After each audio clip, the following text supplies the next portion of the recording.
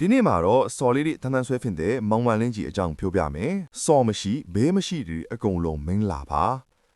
episode 20မှာကျွန်တော်တို့စော့ကြည့်ပဲမောင်မလင်းကတော့ကိုပိုင်လင်းစင်ဆိုတဲ့ကိုပိုင်နယ်ပယ်တစ်ခုကိုရရှိသွားခဲ့ပါပြီ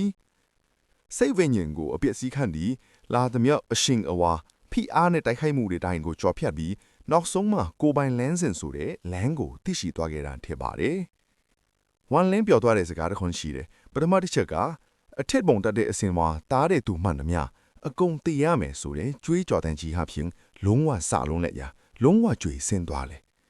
ဒုတိယတစ်ချက်ကတော့ဝမ်လင်းရဲ့တပ်ပြင်းချတဲ့အတူဒီတပ်ဖြတ်ချင်းခန်းစားချက်တကယ့်ကိုရင်မှုစေတဲ့ဆိုတဲ့စကားပါတယ်နောက်တစ်ချက်ကတော့အားလုံးအကြိုက်ဆုံးနဲ့ယဉ်တဲ့အထီဆုံးစကလုံးတွေပါဒါကတော့ဒီနေ့ကစပြီးငါဆိုတဲ့ဝမ်လင်းကောင်းကင်လမ်းစဉ်လည်းမကျင့်ကြံဘူးမြေကြီးလမ်းစဉ်လည်းမကျင့်ကြံဘူးဝိဇာနဲ့လမ်းစဉ်လည်းမကျင့်ကြံဘူးနဲ့လည်းမကျင့်ကြံဘူးဆိုတဲ့စကလုံးကျန်းကျန်းတွေပါပဲဒီနေ့တော့ဒီလောက်ပါကျွန်တော်ရှင်းပြထားတဲ့သဘောကြရင် subscribe လုပ်ပေးခဲ့လို့ရပါတယ်